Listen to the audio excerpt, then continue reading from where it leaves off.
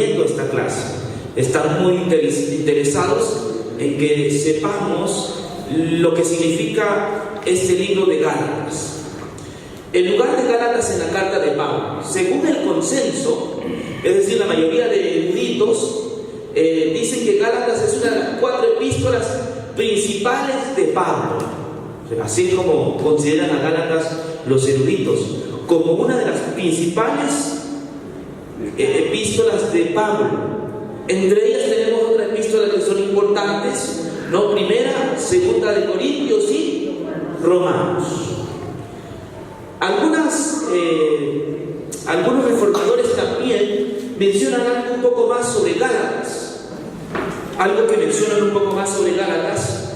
Por ejemplo, nosotros vamos a encontrar pensamientos de los reformadores con respecto a Gálatas. Martín Lutero decía sobre Gálatas lo siguiente: el pequeño libro de los Gálatas es mi carta. He dedicado mi vida a él. Este libro es mi esposa. Se había casado con Gálatas. Él decía que Gálatas era su Catalina. Sí, porque la esposa de Lutero se llamaba Catalina, entonces era su Catherine o Catalina. Para él, eso es de Gálatas. John Wesley encontró paz permanente en un sermón del libro de Gálatas. Entonces, Gálatas es un libro poderoso. Y A.T. Robertson, esta epístola fue el grito de batalla de Martín Lutero en la Reforma, ¿no? Es como cataloga un gran escritor como A.T. Robertson. Y de Murray dice que Gálatas pone de relieve que una religión sin la cruz no es el verdadero cristianismo. Sí, él al estudiar se dio cuenta que el libro de Gálatas propone que una religión sin la cruz de Cristo, entonces es una religión que no tiene sentido. Vamos a nuestra primera lectura, que sería el libro de Gálatas, capítulo 1, ¿se acuerdan? Verso 11 al 24. Este va a ser nuestro motivo de estudio. Gálatas 1, por favor. Gálatas 1, del 11 al 24. Esta mañana, con la ayuda de Dios, vamos a estudiar estos versos. Le doy lectura. Dice así: mas os hago saber, hermanos, que el evangelio anunciado por mí no es según hombres, pues yo ni lo recibí ni lo aprendí de hombre alguno, sino por revelación de Jesucristo. Porque ya habéis oído acerca de mi conducta en otro tiempo en el judaísmo, que perseguía sobremanera a la iglesia de Dios y la asolaba. Y en el judaísmo aventajaba a muchos de mis contemporáneos en mi nación, siendo mucho más celoso de las tradiciones de mis padres. Pero cuando agradó a Dios, que me apartó desde el vientre de mi madre y me llamó por su gracia, revelar a su Hijo en mí, para que yo le predicase entre los gentiles, no consulté enseguida con carne y sangre, ni subí a Jerusalén a los que eran apóstoles antes que yo, sino que fui a Arabia y volví de nuevo a Damasco.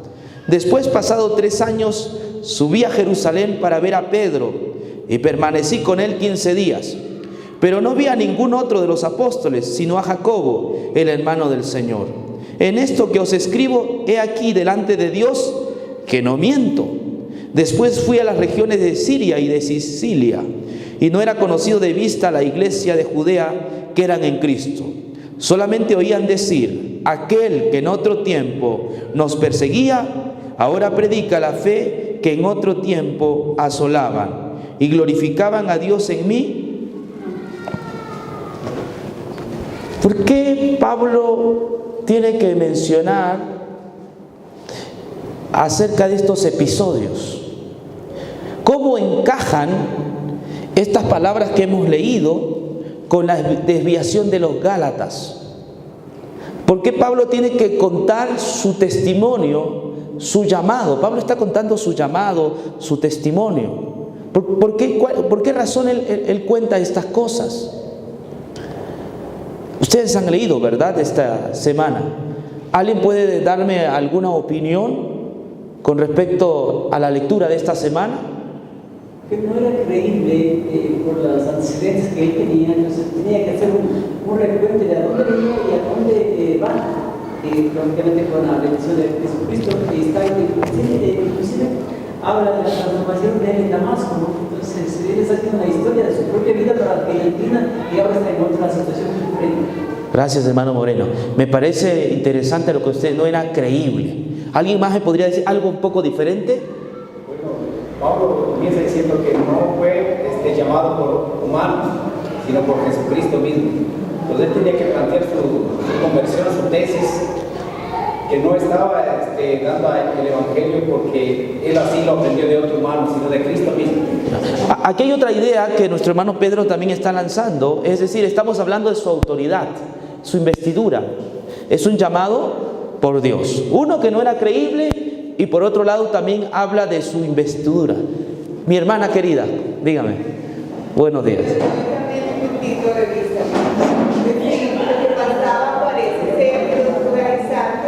Estaban diciéndole a los Gálatas que todas las cosas que Pablo les estaba diciendo, ellos de una manera lo habían aprendido de los apóstoles, y que de una manera les estaba dando a entender que lo que le estaba añadiendo era cuestión solo de él, y que por eso no debía ser creíble. Muy suspicaz lo que dice nuestra hermana. Está hablando de que los falsos apóstoles, los judaizantes, desestimaban a Pablo, hablando que él era un llanero solitario, que no había por qué tomarle en cuenta. En otras palabras, estaban desacreditando a Pablo, y al desacreditar a Pablo también desacreditan el Evangelio. ¡Qué astucia!, ¿no? Gracias, hermana. Voy a pedir que se sienten un poco más adelante para en las intervenciones podamos escucharla mejor.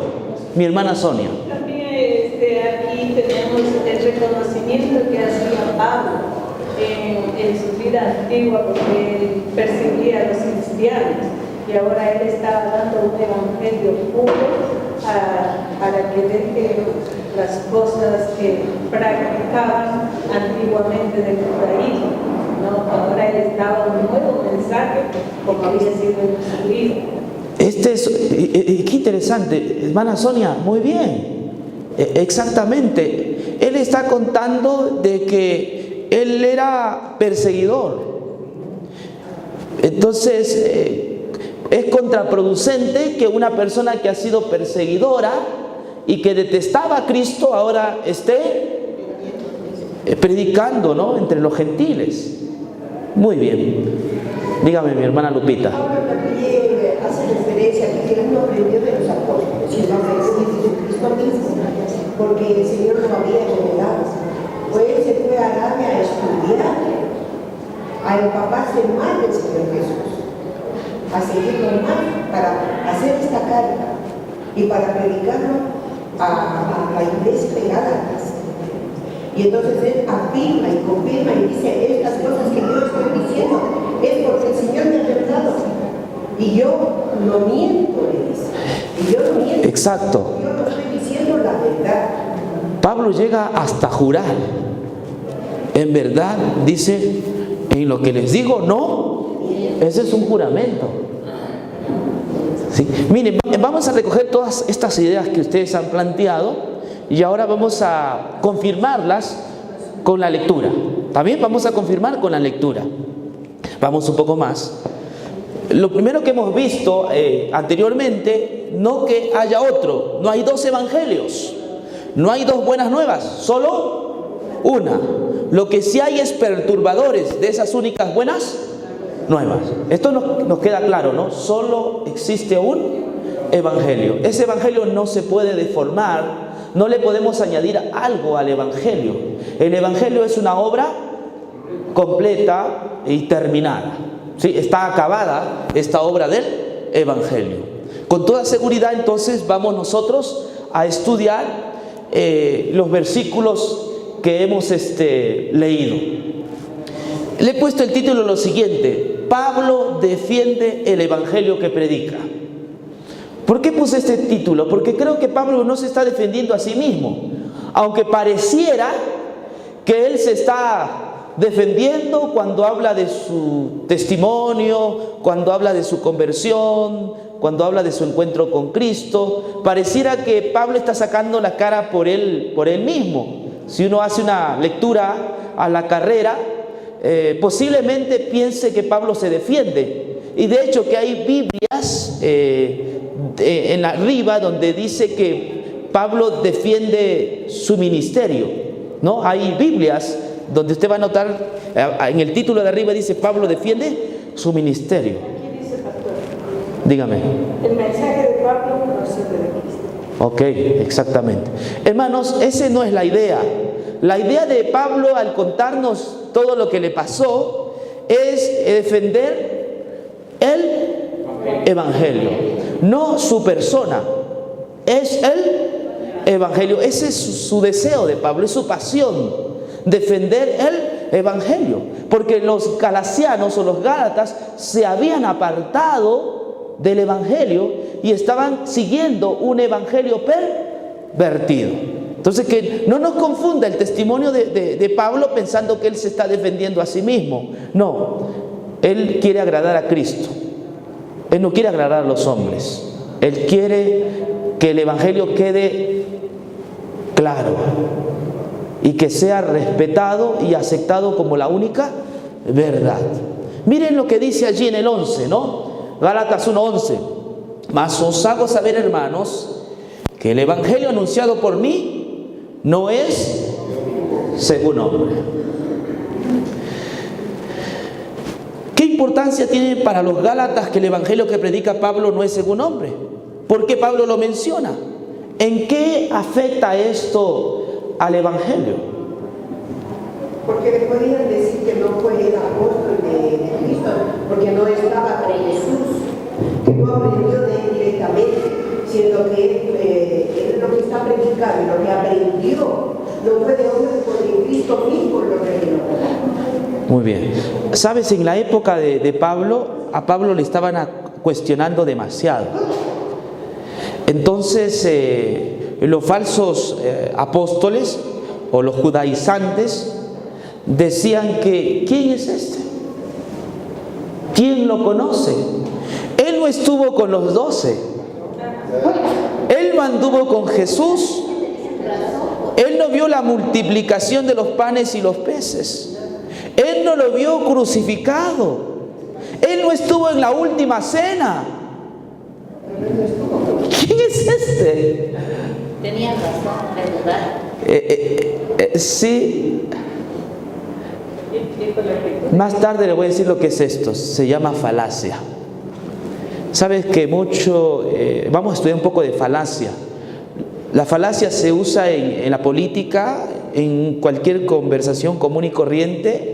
Cuando se estudia o se polemiza sobre algún tema, entonces la persona que no puede refutar esa idea sólida utiliza argucias, que son falacias. Utiliza falacias. Eso es para desviar la atención.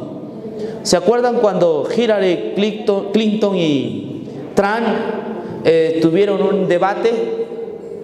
¿En qué se basó el debate? ¿Se acuerdan? En acusarse unos a otros. En lugar de presentar argumentos, en lugar de presentar proyectos, cuando no se puede con el contrincante, entonces uno le da golpes bajos. Eso es para desviar la atención. Los políticos son muy buenos en utilizar falacias. También los teólogos somos buenos en utilizar falacias, ¿no? Cuando no podemos una idea, entonces por orgullo nosotros utilizamos la falacia. Damos golpe bajo a la persona. Atacamos la persona, no la doctrina, no la enseñanza. Esto ya vamos a ir viendo más adelante. Pero lo que están usando los falsos apóstoles se llama falacias, sofismas o falacias. Eso están usando estos falsos apóstoles. Entonces, aquí está. ¿Qué es falacia? Argumento, hay un argumento ad hominem, que quiere decir, alguien que viste tan mal no puede tener la razón. No, se viste así, mira cómo se viste. Por ejemplo, en la iglesia había, ¿no? Esa mujer usa falda alta o pantalón, ella no puede tener la razón. Entonces ahí se está atacando la persona. No hay que atacar a la persona, hay que razonar y ver si los planteamientos que nos está diciendo tienen veracidad, tienen base, apoyo bíblico. ¿Sí? Entonces, con Pablo estaban haciendo eso. Es decir, como no podían refutar el evangelio que predicaba, entonces comenzaban a atacar su persona. No, él es un infiltrado. Él no es un genuino apóstol. ¿Quién lo ha llamado? Él se ha llamado solo. ¿Sí? Entonces, los argumentos que presentaban, las argucias que presentaban estos falsos apóstoles, pareciera que tuvieran peso, ¿sí? Pareciera que tuvieran razón, ¿sí? Cuando el enemigo no puede atacar la doctrina, entonces ataca las personas. Y por naturaleza nosotros también, cuando no podemos refutar a alguien, entonces atacamos su carácter. Y utilizamos textos bíblicos: por sus frutos los conoceréis. Yo ya les he explicado anteriormente qué significa eso, por sus frutos lo conoceréis, que ha sido por supuesto mal entendido. Pero no, nosotros tenemos que atacar las ideas, los errores, no a las personas. Por favor, no hagamos este argumento, ¿no? Sigamos un poco más. Este es el argumento ad hominem. Es ofensivo. ¿Qué quiere decir? Se remarcan aspectos negativos de la persona, descalificándola en vez de refutar los argumentos. Sí, ¿pueden percibir? Entonces, eso están haciendo los falsos apóstoles. Están atacando su persona. ¿Por qué? Con el objetivo que al atacar su persona la denigran. Entonces los galatianos dicen: sí, tienen razón, ustedes tienen razón. Y de esa manera iban a ganarse la amistad de los gálatas, haciendo quedar mal a la persona del apóstol. Vamos un poco más. ¿Qué más significa esto? Ejemplos de falacias. Atacar a la persona, no al argumento. Entiendo tu posición, pero toma en cuenta que somos nosotros los que trabajamos en medios y sabemos lo que hacemos, y por eso te recomendamos. En otras palabras, soy teólogo, tú no lo eres, ¿sí? Tú no lo eres. Entonces de esa manera estoy de una manera tranquilizándole a la persona, ¿sí? Tratando de valerme por mi autoridad a la persona, pero no estoy atacando su idea, su argumento. Entonces en este caso los falsos apóstoles tratan de cuestionar al apóstol. ¿Para qué cuestionan al apóstol? Para que los gálatas dejen de confiar en el evangelio. Ese era el objetivo: derribar la verdad del evangelio. Lutero menciona, aquí yo tengo la carta, el comentario de Martín Lutero sobre la epístola a los Gálatas. Lutero aquí comenta algunas formas de falacia que utilizan algunas denominaciones. Me gustó bastante, voy a leerles esto. Dice,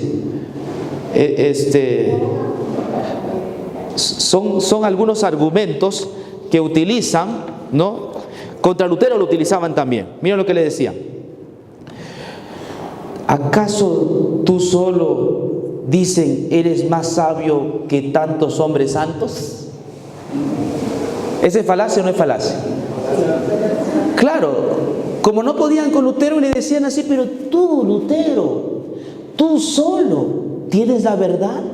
Hay tantos hombres santos, ellos también deben tener la verdad, tú solo no. La mayoría tiene la razón. Eso es una falacia. ¿Qué más? ¿Eres más sabio que la iglesia entera? Mira lo que decían el papado, ¿no? Lutero, ¿eres más sabio acaso que toda la iglesia entera? Mira dónde te estás poniendo. Dice: de esta manera cambia al diablo en ángel de luz, y hoy nos acechan con estas sutilezas. Hay ciertos pestilentes hipócritas que dicen: ni al Papa se lo perdonamos, aborrecemos la hipocresía de los monjes y cosas así. Entonces, otra cosa, esto es lo que la iglesia ha creído y enseñado, por tanto, esa es otra falacia. Es decir, ante el argumento de la verdad, ellos dicen: no, esto es lo que la Santa Iglesia ha creído por tanto tiempo. Y así se rechaza y se ignora la verdad. Son argumentos que utilizan las personas. Y eso lo dice Paz. Eso lo dice en la actualidad. Eso me lo han dicho muchas veces, pastor. Sí. Ahora con nuestro nuevo mensaje que ahora entendemos, gracias a Dios, el Evangelio, dicen: pero no pueden estar equivocados 16 millones de adventistas, 4 personas. Eso, hermanos, eso es una falacia. Recuerde, la mayoría no tiene la razón. Pablo era uno, Lutero era uno, pero ¿tenían la verdad o no tenían la verdad? Sí. Entonces, ese argumento que le sacaron a Lutero siempre, de vez en cuando, se escucha. No, hermanos, nosotros tenemos que definir una verdad mediante lo que la Biblia dice, así la mayoría no esté de acuerdo. ¿Sí? Eso es lo que por lo menos aprendemos. Vamos un poco más. Bueno, vamos al verso 12. Mire, fíjese: pues ni lo recibí de hombre, ni fue enseñado, sino que lo recibí por medio de una revelación. ¿De quién? De Jesucristo. Aquí Pablo va a refutar esas ideas de esos hermanos que desestimaban a Pablo, lo ponían en último lugar. Pablo va a decir que el mensaje que él predica es un mensaje que es del cielo. A mí no me lo reveló hombre alguno. Es decir, que el mensaje que Pablo predica no es porque Pablo estudió en alguna universidad, no es porque le hizo partícipe Pedro o Juan o Santiago a Pablo, no es que a él le enseñaron, no es que es un curso que recibió, una materia que recibió, no, a mí no me lo reveló hombre alguno. Así como su llamado es de Dios, también el conocimiento que tiene en cuanto al Evangelio no lo aprendió en el Sanedrín, lo aprendió de Dios. Jesús se lo reveló. Y en esto que dice es verdad, Él no miente. ¿Se acuerdan cuando iba camino a Damasco? Él iba con el objetivo de perseguir cristianos. Y allí se le apareció Jesús y le dijo: Saulo, Saulo, ¿por qué? ¿Sabes que en la Biblia, cuando habla 2 veces o 3 veces un nombre, es con cariño? ¿Sí? Es como ustedes dicen Saulito, ustedes dicen con cariño la Martita, el Juancito, ¿no? Ustedes usan ese diminutivo con cariño. En la Biblia, cuando se repite 3 veces el nombre de una persona, es con cariño. Saulito, Saulito, ¿por qué me persigues? Jesús, cuando le dice a Marta también, ¿no? Marta, Marta, ay, Martita, Martita. Jesús se lo dice con cariño. Y allí Jesús se encontró con Pablo Saulo camino a Damasco y Jesús mismo le reveló el Evangelio. Por eso dice allí, pues ni lo recibí de hombre, ni fue enseñado, sino que lo recibí por medio de una revelación de Jesucristo.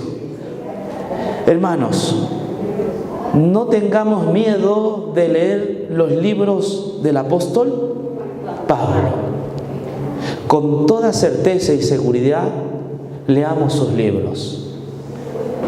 Pablo fue llamado por Jesús y fue instruido por Jesús. Pablo es un verdadero apóstol. Por lo tanto, el mensaje paulino, el evangelio que Pablo predica, es la verdad.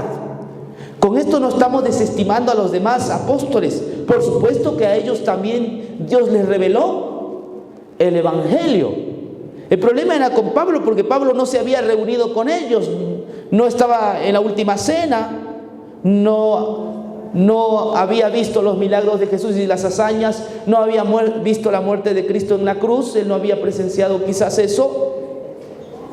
Pero Dios, camino a Damasco, le llamó y le enseñó el evangelio. Sí, mi hermano. Segundo de Corintios capítulo 12, 1 al 6, nos habla que él fue llevado y que él recibió una revelación. Esta revelación que él está hablando aquí, ¿la recibió aquí o cuándo? Algunos mencionan que posiblemente tuvo algunos encuentros más con Jesús. El camino a Damasco y también en Arabia, cuando estuvo en Arabia durante tres años. Sí. Pero él no lo aprendió de hombre alguno. Él tampoco lo aprendió por su propio estudio. No, Jesús se lo reveló. Yo soy el Señor Jesús a quien tú persigues. Era un legalista empedernido, celoso por la religión de sus padres, perseguidor de cristianos. La cabeza la tenía cuadrada. ¿Cómo podía entender el evangelio con todos esos paradigmas y taras que tenía? Era imposible. Jesús mismo, por su gracia y misericordia, se acercó y le enseñó el evangelio. Por supuesto que luego lo estudió. En Arabia él pasó 3 años estudiando el evangelio y dijo, oh, ¿cómo es posible que he perdido tanto tiempo? Sí, comenzó a estudiar el Antiguo Testamento y vio que cada pasaje del Antiguo Testamento se cumplía en Jesucristo. Entonces, ¿se puede saber qué revelación recibió cuando él fue llevado? El evangelio. El evangelio. Miren, escuchad, miren, escúcheme. Pues ni lo recibí de hombre ni fue enseñado, sino que lo recibí por medio de una. Nosotros tenemos un problema con la palabra revelación.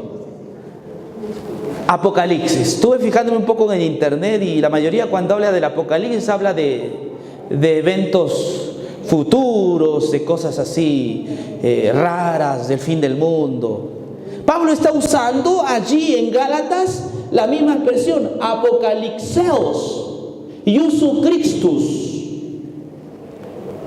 Está diciendo que él recibió el Apocalipsis. ¿Ok? Sí. Que la palabra Apocalipsis quiere decir revelación. Algo que estaba oculto, que no se puede entender, que no se puede comprender. Entonces el Señor Jesús le reveló. Sí.